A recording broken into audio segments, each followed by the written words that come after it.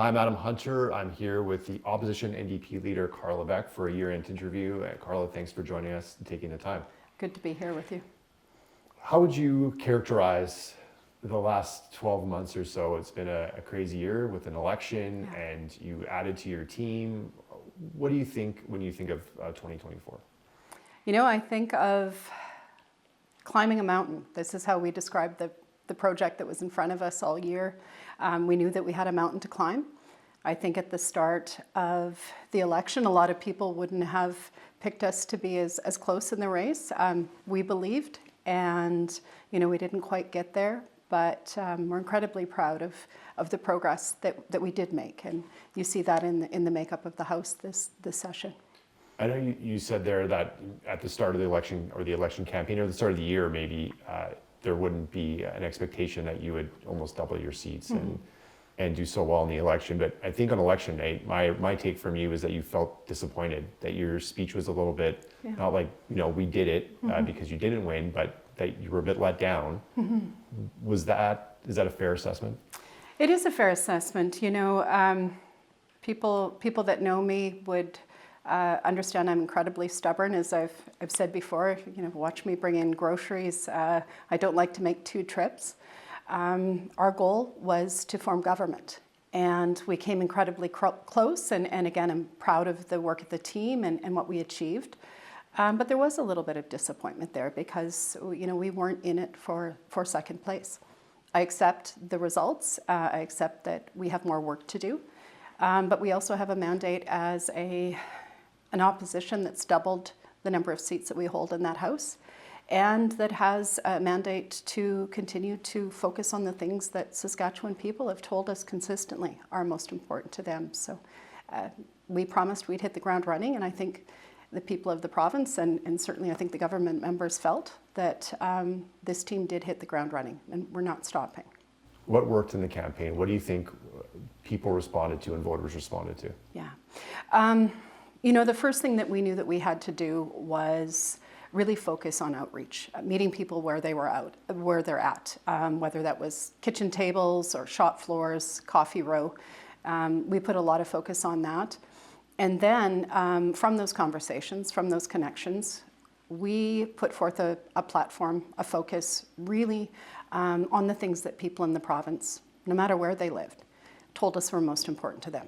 Cost of living, concerns about the economy and jobs. Healthcare. Healthcare issues continue to come up day after day. A lot of concerns about our education system and our kids not getting what they need in our schools. And also, and this wasn't necessarily something that we were focused going in, but a lot of concerns about crime. Rising concerns about community safety, mental health and addiction. So, this was a team that set out to focus on the things that Saskatchewan people told us were most important to them. We did that. We remained connected and focused on those goals. And I think hard work, that outreach and focusing on those issues really is something that we can attribute a lot of that success to.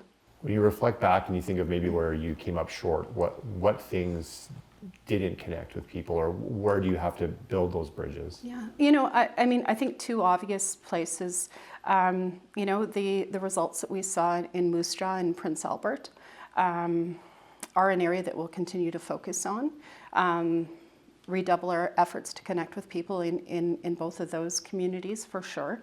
We have more work to do, obviously, in rural Saskatchewan, but we did see really large gains in a lot of communities. In fact, every Sask Party-held seat, we saw our vote share increase in this election. One of the things that, a lot of people have remarked on since the election is this notion of an urban and rural divide. That is, something that we will continue to work towards, again, finding that common ground. The observation that I have coming out of this election is this, as simply as I can put it. If you go out there looking for division, you certainly will find it. From community to community, there are differences. But there's a lot of common ground out there. Saskatchewan people care about their neighbors. Saskatchewan people are all experiencing concerns with the cost of living. whether you're in the city or in rural areas, healthcare is an issue for people. Education is an issue. And again, as I said, although the issue might look different, concerns about crime and safety and mental health and addictions, they touch people from all backgrounds, all areas of the province. So, there's more work to do, but the people of the province have my commitment that we will continue to listen to them and focus on the issues that are most important. Let's talk about your team that you've assembled here. I know you wanted to be on the other side of the House, but when you walked in for the first time and saw that big opposition bench that we haven't seen here in quite some time, what went through your mind? It was emotional.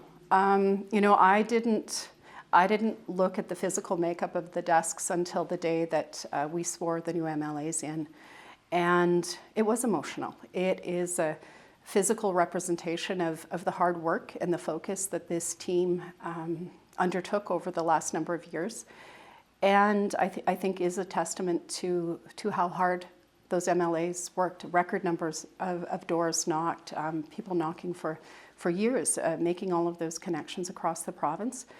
And even the Premier has acknowledged that there was a message of change in this election. We certainly see that physically in the House, and I think people can feel it in the House. But I don't think that change was just about the number of MLAs on either side of the House. One of the things, and this continues to stay with me, people also wanted a change in terms of how politics was carried out in the province. We heard a lot of people say, I just want grown-ups in the room who are focused on real things, aren't just fighting to fight, but actually are trying to make things better for people in the province, even if they don't have all of the answers, that they're actually trying to make things better. And that's a focus that our team continues to have. The fall sitting, it was just a few days, it's wrapped up. What are your takeaways from the few days that you had in the House with your group and what you were able to bring forward? Well, the first thing is just how incredibly proud I am of the whole team. We had 15 new members. In fact, most of the members in the House right now are brand new MLAs. Our team and the new MLAs in particular, I'll focus on, really did hit the ground running. They came with people's stories that they wanted to raise in the House. They came with petitions based on the things that they see that needs fixing. They performed incredibly well. I've seen them take on their shadow ministry roles with such integrity, and I'm just incredibly proud of them. And again, a focus on the things that are most important to Saskatchewan people. We saw from the government an indication that they understood that they'd been given a message about change and the need for change. Unfortunately, I'm not sure that we've seen that from them. They have slid back into some of the old talking points. And again, just because there's an election, just because they're sitting on that side of the House, there still is a responsibility for all of us in that assembly to make things better when it comes to the cost of living, when it comes to healthcare. I think Saskatchewan people expect that and certainly deserve that. When it comes to looking ahead, we could have a federal election. We know that there's going to be change. There's change in the U.S. When you're thinking of these things and how they could affect Saskatchewan, what is most pressing to you? Well, the looming tariffs, of course, are top of mind. We were recently at Agribition and at the Ag Producers General Meeting. This is coming up time and time again, something that would have devastating impacts on our economy, but also huge impacts for many states, many livelihoods south of the border as well, increased costs for consumers on both sides of the border, potential change at the federal level. What we've committed to, both in terms of our relationship with the federal government, but I think this applies when it comes to a change in leadership in the U.S. as well, is regardless of who's on the other side of the table, when it comes to the federal government, that our focus has to be on Saskatchewan people. Back to that notion that people don't just want, spicy social media posts and yelling at each other.